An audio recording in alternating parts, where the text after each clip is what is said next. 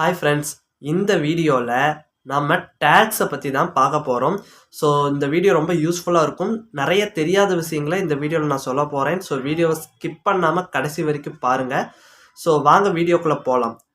First டேக்ஸை பொதுவாக எல்லோரும் பண்ணுற ஒரு மிஸ்டேக் என்னங்கிறத சொல்கிறேன். அதை நீங்கள் பண்ணிட்டு இருந்தீங்கன்னா தயவு செஞ்சு இனிமேல் அதை பண்ணாதீங்க. உங்களுடைய சேனலை பெரிய லெவலில் க்ரோத் பண்ண விடாமல் தடுக்கிற ஒரு விஷயமா இருக்கும். அது என்னன்னா misleading tags and misinformation tags. அப்படின்னா என்னடா அப்படின்னு கேட்டிங்கன்னா, உங்களுடைய கண்டென்ட், உங்களுடைய கேட்டகரி அதுக்கு சுத்தமாக எதுவுமே சம்மந்தமே இல்லாமல் ஒரு டேக் கொடுப்பீங்க. இல்லை ஏதாவது ஒரு விஷயத்த நீங்கள் அதில் ஆட் பண்ணுவீங்க டேகாக. ஸோ அதுதான் misleading information and misleading tags.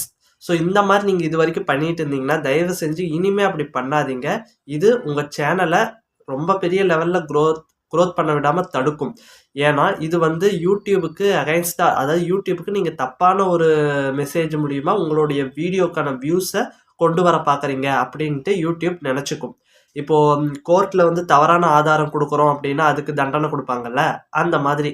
So நீங்கள் உங்களுடைய வீடியோவுக்கு சரியான விஷயங்களை ஆட் பண்ணுங்கள். அது மூலிமா மட்டும் வியூஸாக கொண்டு வர பாருங்கள். சம்டைம் இப்போ ஒரு ட்ரெண்டிங்காக ஒரு விஷயம் போய்கிட்டு இருக்குன்னா அதை அதுக்கு ரிலேட்டடான டேக்ஸை நீங்கள் எடுத்து போட்டு உங்களுடைய வீடியோஸ்க்கு வியூஸ் கொண்டு வந்துடலாம் அப்படின்னு நினைப்பீங்க. ஸோ அப்படியெல்லாம் பண்ணக்கூடாது. அது இப்போ பிரச்சனை வரலைனாலும் பின் நாட்களில் ஏதாவது ஒரு பிரச்சனை வரும். உங்கள் மானிட்டைஸ் டைமில் கூட ஒரு பிரச்சனை வரும். அப்போ நீங்கள் நிறைய வீடியோஸ் போட்டிருப்பீங்க, உங்களுக்கு எந்த வீடியோவில் பிரச்சனை வந்திருக்குன்னே தெரியாது. அதனால் வீடியோவுக்கு போடுற டேகுங்கிறது ரொம்ப முக்கியம். ஒவ்வொரு டேகும் பார்த்து கவனமாக போடுங்க. ட்ரெண்டிங்காக ஒரு விஷயம் போயிட்டு இருக்குங்கிறதுக்கோசரம் அந்த டேகை யூஸ் பண்ணாதீங்க. உங்கள் சேனலுக்கு, அதாவது நீங்கள் வீடியோக்கான கண்டென்ட்டுக்கு ரிலவெண்ட்டாக இருக்கிற டேகை போடுங்க.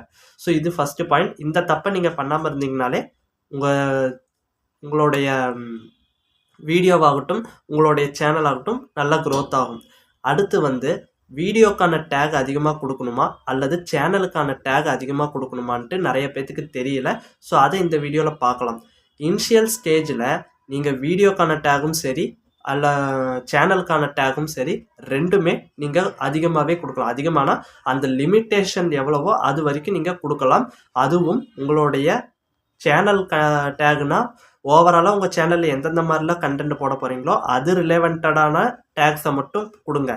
வீடியோ டேக்னா அந்த வீடியோவில் நீங்கள் என்ன கண்டென்ட் மெயினாக சொல்லியிருக்கீங்க, என்னென்னலாம் சொல்லியிருக்கீங்களோ அது ரிலவெண்ட்டான வீடியோஸை அதை டேக்ஸை மட்டும் கொடுங்க.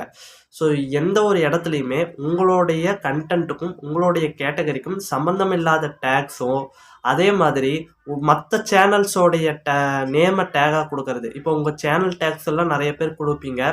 இப்போது ரொம்ப புகழ்பெற்ற உங்கள் கேட்டகரியில் டாப்பாக இருக்கிற சேனல்ஸோடைய நேமை கொடுத்தா அவங்களுடைய வீடியோஸ்க்கு கீழே உங்கள் வீடியோஸ் சஜஷன் ஆகாதுன்னா இல்லை. ஆனால் அப்படி பண்ணுறதை அவாய்ட் பண்ணிக்கோங்க. அது மிஸ்இன்ஃபர்மேஷன் அப்படிங்கிற மாதிரி கேட்டகரிக்குள்ளே வந்துடும். ஏன்னா அந்த டேக் மூலிமா வர ஆடியன்ஸ் பார்க்க விரும்புகிறவங்க அந்த பெரிய கிரியேட்டரை தான் பார்க்க வராங்களே தவிர உங்களை பார்க்க வரல. ஸோ அப்படி நீங்கள் அந்த டேக் மூலிமா நீங்கள் வியூஸ் ஜென்ரேட் பண்ணிங்கனாலும் அதுவும் யூடியூப்பில் இப்போ தப்புன்னு தான் சொல்லியிருக்காங்க. ஸோ அந்த தப்பையும் பண்ணாதீங்க. நீங்கள் இனிஷியல் ஸ்டேஜில் அதாவது உங்களுடைய சேனலுக்கான டேகும் சரி உங்களுடைய வீடியோஸ்க்கான டேகும் சரி லிமிட்டடாக எவ்வளோ கொடுக்க முடியுமோ கொடுங்க. கொஞ்சம் உங்களுடைய சேனல் க்ரோத் ஆகிடுச்சு அப்படின்னா அதுக்கப்புறமேட்டு உங்களுடைய வீடியோஸ்க்கான டேகை கொஞ்சம் கம்மி பண்ணிக்கோங்க. அது ரொம்ப நல்லது.